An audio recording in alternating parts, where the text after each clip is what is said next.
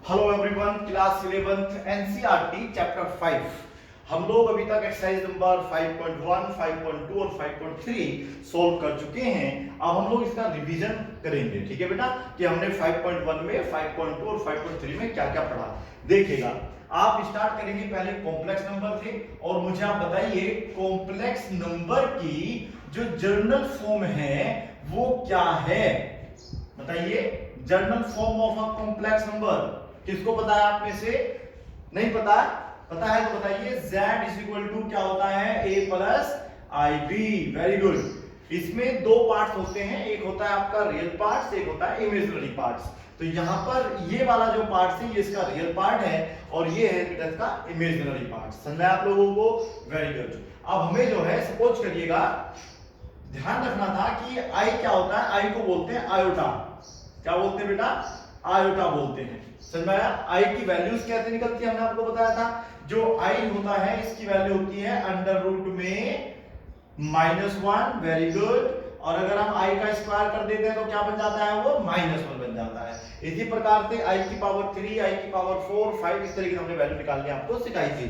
अगर आप उस समय क्लास में नहीं थे या आपने वो वीडियोस नहीं देखी हैं तो देखिएगा। आई की पावर 3 का मतलब होता है, हम उसको लिखते हैं आई स्क्वायर इंटू आई। आई स्क्वायर की वैल्यू होती है आपकी -1 इंटू आई। अब आप दोनों की मल्टीप्लाई करेंगे तो ये क्या बन जाएगा? आपका आई। समझ में आया बेटा? प्लस का माइनस का? माइनस का। Very good. तो ये हो गया आपका आई की पावर 3। आई की पावर 4 अगर हमें फाइंड करना हो तो हम लोग करते थे आई स्क्वायर का स्क्वायर, है ना बेटा? तो आई स्क्वायर से क्या होगा बताइएगा? आई स्क्वायर की वैल्यू होती है -1 का स्क्वायर, फिर -1 को आप दो बार लिखेंगे तो वैल्यू आ जाएगी आपकी 1। समझ में आप लोगों को? चलिए आगे बढ़ते हैं। हम लोग क्या पढ़ा था हमने? पहले एक्सरसाइज में हमने पढ़ा था कि हम लोगों को सपोज करिए एक वैल्यू दे दी है आई की पावर 8 निकालने की। चलो सपोज को इसको निकालते हैं, इजी क्वेश्चन है। तो कैसे निकालते थे इसको? तो हम यहां पर लगाएंगे इक्वल टू आई का स्क्वायर, टोटल पावर हो जाएगी 4। अब हमें पता है कि आई के स्क्वायर की वैल्यू होती है -1 की पावर 4। अब इसकी वैल्यू -1 भी आ सकती है और +1 भी आ सकती है। अगर पावर एक ओड नंबर है, सुन लीजिएगा, अगर -1 के ऊपर पावर जो है ओड नंबर हो तो वैल्यू हमेशा माइनस में आएगी, और अगर ये एक इवन नंबर है तो वैल्यू हमेशा प्लस में आएगी। समझ में आ गया? चलिए, आई की पावर 37 निकालना है तो आप इसे कैसे निकालेंगे? 35 भी हो सकता है, जरूरी नहीं है 37 ही होगा। शायद पिछली बार हमने 37 आपको सोल्व करके भी दिखाया था। तो तरीका इसका क्या होगा? पहले हम आई का स्क्वायर करते ही करते हैं अगर पावर 4, 5 से बड़ी नजर आ रही है। अब स्क्वायर पे हाईएस्ट पावर यहां पर आ सकती है बेटा, डिग्री हाईएस्ट 17 हो सकती है। 17 टू जा होते हैं 34। आपके पास एक आई बच जाएगा, फिर आपको एक आई यहां पर लगा देना है। समझ में आ रहा है आप लोगों को? अब हम क्या करेंगे? -1 की होल पावर क्या हो जाएगी? 17 इंटू आई। अब आप देखिएगा -1 के ऊपर जो पावर है बेटा वो एक ओड नंबर है, और जब ओड नंबर है तो वैल्यू -1 रहेगी, ये आई रहेगा, कुल मिला के आपकी वैल्यू आ जाएगी -i। इस तरीके से आप लोग एक सिंपल आई की जो पावर होती है उसको आप निकाल सकते थे। आयोटा के ऊपर अगर एक पावर है, जो भी है, 100 है, 1000 है, नो मैटर, ठीक है? इस तरीके से निकालेंगे। इसमें एक टाइप का क्वेश्चन और था, हल्का था, कि कभी कभी ऐसा होता था कि आई की पावर आपको कर दिया 81, है ना बेटा? तो इसको किस तरीके सोल्व करेंगे? तो इसका भी तरीका ये था, 81 तो मैंने माइनस में करना है बेटा यहाँ पे, तो माइनस में 81 तो फिर सोल्व कैसे करेंगे? तो क्या करना था? हमने आपको बताया था अगर कभी भी a की पावर -3 है आपके पास या -4 है, इसको प्लस करना है तो आपको इसके नीचे पहले 1 मानना होगा, ये हो जाएगा 1/a की होल पावर 3। यानी कि हमें इसे प्लस करना है। अगर हमें -81 को प्लस करना है तो हमें i का क्या करना होगा? रेसिप्रोकल। रेसिप्रोकल बोले तो इसके नीचे 1, इनके 1 ऊपर, i नीचे, और होल पावर हो जाएगी बेटा आपकी 81।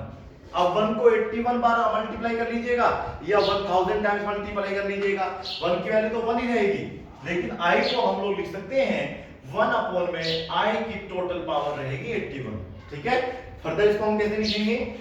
1 वही आई स्क्वायर करेंगे बेटा, और कितना लिखते हैं? 40, क्योंकि 42 जो 80, ये तो आपका अलग सोल्व हो जाएगा, और इनटू में रहेगा आई।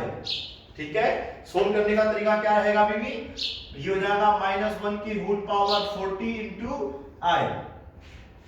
ठीक है, अब -1 के ऊपर जो पावर है वो क्या है बेटा 40, जो कि 2 से डिविजिबल है। हम लोग इसे फिर करेंगे, क्या करेंगे बेटा, इसमें 1 अपॉन में इसे लिख लेंगे प्लस का 1 और ये हो जाएगा आई।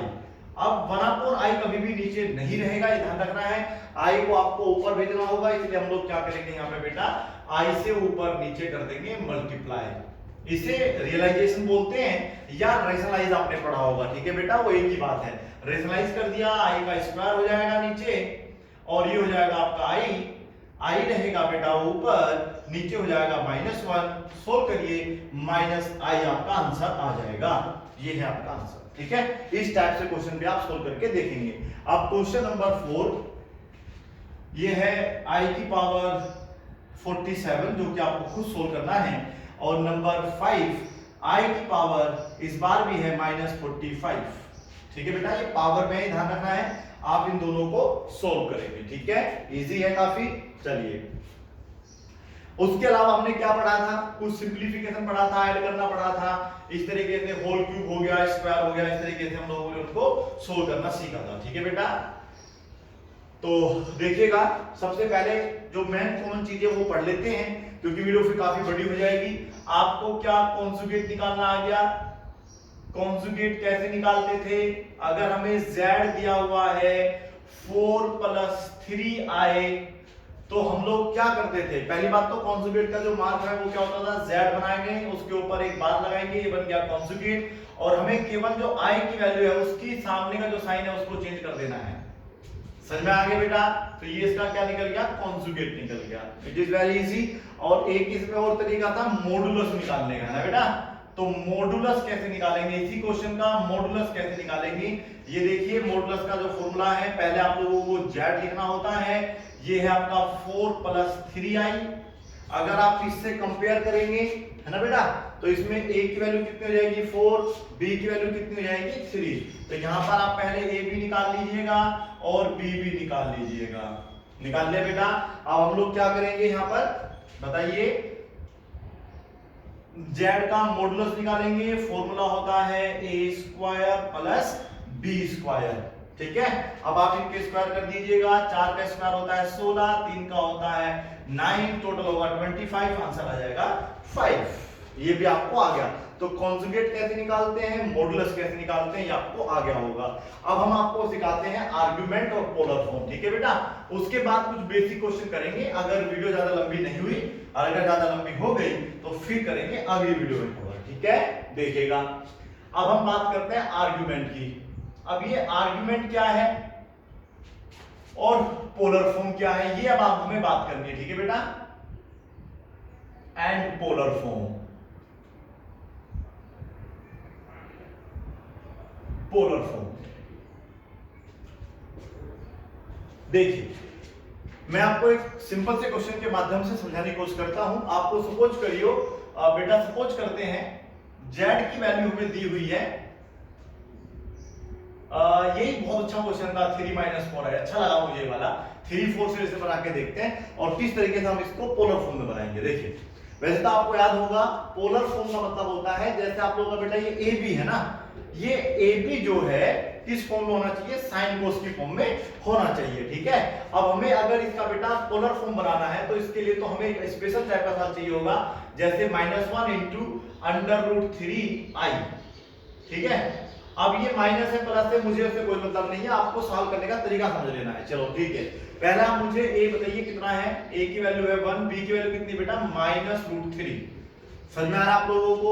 चलिए, इससे क्या निकल जाएगा आपका r निकल जाएगा। मैंने कहा था ना आप लोगों को, मॉडुलस को हम लोग बेटा z बार भी बोलते हैं, मॉडुलस भी बोलते हैं मतलब, और इसको हम लोग r भी बोलते हैं, ठीक है। मोड लगा के भी निकाल सकते हैं मॉडुलस, या फिर आप सिंपल r बोल दीजिएगा। उसका फॉर्मूला भी क्या रहता है आपका, a² + b²। फिर क्या करेंगे, 1 हो जाएगा, b का स्क्वायर होता है 3 और टोटल हो जाएगा 4 और कुल वैल्यू निकल के आ जाएगी 2। ये किसकी वैल्यू निकल के आ गई बेटा, आपकी r की। अगर हमें आर्गुमेंट निकालना है तो फिर हमारे पास फॉर्मूला होता है α = tan इनवर्स b अपॉन में a। उम्मीद है आप भूले नहीं होंगे। और यहां पर लगा होता है मोड, क्योंकि यहां पर जो भी वैल्यू माइनस में या प्लस की आएगी उसको हम प्लस की ही लेंगे। b की वैल्यू बताइए कितनी है, -√3 अपॉन में 1। देखा, अब अगर हम इसे सोल्व करेंगे तो -√3 होगा, लेकिन हम ऐसा नहीं करेंगे। हम जब इसको ब्रैकेट के बाहर निकलेंगे तो इसको केवल √3 लिखा जा सकता है। ठीक है बेटा, tan इनवर्स ये किसकी वैल्यू होती है, tan 60 की, जिसको हम लोग π/3 बोलते हैं। tan से tan कैंसिल होगा, ये होगा π/3। समझ में आप लोगों को? हालांकि ये जो अल्फा है ये आर्गुमेंट नहीं है, आर्गुमेंट होता है जो थीटा आपका होता है। और थीटा निकालने का तरीका होगा, पहले हमें लिखना पड़ेगा सिंस, याद होगा आपको, भूले नहीं होंगे। सिंस आपको ये देखना है जो ए बी की वैल्यू है वो कौन से क्वाड्रेंट में पड़ेगी। पहले प्लस है बाद में माइनस है, बताइए कौन से में पड़ेगी। पहले प्लस बाद में माइनस, साथ फोर्थ क्वाड्रेंट में आता है। तो यहां पर लिखेंगे 1, -√3 लाइज इन फोर्थ क्वाड्रेंट, कि वो फोर्थ क्वाड्रेंट में लाई करती हैं। तो आप मुझे आप ये बता दीजिएगा, आप इसका आंसर प्लीज यहां पे देखिएगा आप लोग, कैसे सोल्व होगा आगे बोलिए। हाँ जी, तो फोर्थ क्वाड्रेंट में जो थीटा होता है वो क्या होता था, पता है ना आप लोगों को, माइनस अल्फा होता था। Theta is equal to minus sine रहेगा, अल्फा की वैल्यू आई थी π/3, तो ये π/3 हो जाएगा। तो ये आ गया आपका आर्गुमेंट। अगर आर्गुमेंट पूछा जाता है यहीं पर आप सोल्व करेंगे। और यदि आपसे वो पूछ लेता है कि आप इसका पोलर फॉर्म बताइए, तो बेटा पोलर फॉर्म बताने का फिर तरीका होगा क्या, देखिए। तो z इज इक्वल टू लिखते हैं r cos थीटा प्लस क्या होता था ir sin थीटा। ठीक है बेटा, हम लोग इस i को कहां लिखते थे, बाद में भी लिख सकते थे। चलिए, r कितना आया था आपका 2 cos, ब्रैकेट में आएगा इस बार -π/3, क्योंकि जो थीटा की वैल्यू है वो बेटा -π/3 आई थी। 2 रहेगा, साइन भी रहेगा, बस थीटा के स्थान पे -π/3 इंटू आई रहेगा। मुझे उम्मीद है आपको ये क्वेश्चन समझ में आ गया होगा। इसी टाइप का आप क्वेश्चन कर सकते हैं, नोट कर लीजिएगा। इसी टाइप का आप क्वेश्चन कर सकते हैं, बिल्कुल सेम यही मेथड रहेगा। जैसे आपका क्वेश्चन था आई 5.2 एक्सरसाइज में, अगर आप एक पार्ट देखेंगे, ये 8वां क्वेश्चन वो है बेटा, तो आई से है, तो वो भी इस तरीके से आपको सोल्व करना था। उम्मीद है कर भी लिया होगा आप लोगों ने, क्योंकि इसको हम लिखेंगे 0 + i, है ना बेटा। तो a की वैल्यू क्या हो जाएगी 0, b की वैल्यू क्या हो जाएगी आपकी 1। सोल्व करके देखने एक बार क्या, चलिए सोल्व कर लेते हैं। तो r = फॉर्मूला होता था a² + b²। a का स्क्वायर करिए 0, b का स्क्वायर करिए 1, फिर ये टोटल 1 और ये भी बेटा 1। यहां पर आ जाइए फटाफट, b की वैल्यू कितनी है 1 अपॉन में क्या है 0। यही याद रखना है, अगर 1/0 आता है या कोई, अगर आपका डिनोमिनेटर में 0 आ गया तो उसको बेटा हम लोग इंफिनिटी बोलते हैं। ध्यान रखना बस आप लोग, इंफिनिटी लिखेंगे यहाँ पे इसको बेटा, इंफिनिटी। और इंफिनिटी वैल्यू होती है बेटा tan 90 की, और tan 90 को लिखा जाता है π/2, और ये tan से tan यहाँ पर कैंसिल होगा और वैल्यू आ जाएगी आपकी π/2। ठीक है बेटा, π/2। आगे आप सोल्व कर लेंगे इसको, क्योंकि ये आपका 0 है और ये आपका प्लस का 1 है, प्लस का 1 है।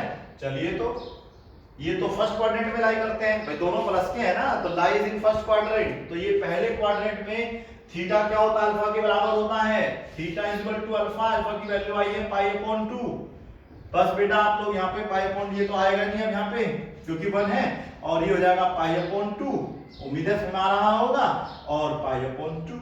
ठीक है, अब आप इनको भी कर सकते हैं। अब कुछ क्वेश्चन नोट कर लीजिएगा जो आपको स्वयं करने होंगे। ये है आप लोगों का, अगर माइनस का 3i दिया होता तो आप सोल्व कैसे करते, चेक करके देखना। ठीक है बेटा, z की वैल्यू अगर आपको -1 माइनस की i दी है तो फिर आप कैसे सोल्व करेंगे, और z की वैल्यू -√3 -i दी है तो आप कैसे सोल्व करेंगे। या आप इसे √3 + i कर लेना, एक ही बात पड़ेगा, या माइनस यहाँ लगा लेना, प्लस यहाँ पे सोल्व करके जरूर चेक करना। ठीक है बेटा, थैंक यू सो मच। इसी के साथ ये रिवीजन आप कहीं समाप्त होता है, आप प्रैक्टिस करिए। अब हम लोग इसकी मिसलेनियस एक्सरसाइज सोल्व करेंगे अगली वीडियो में। Thank you so much for watching.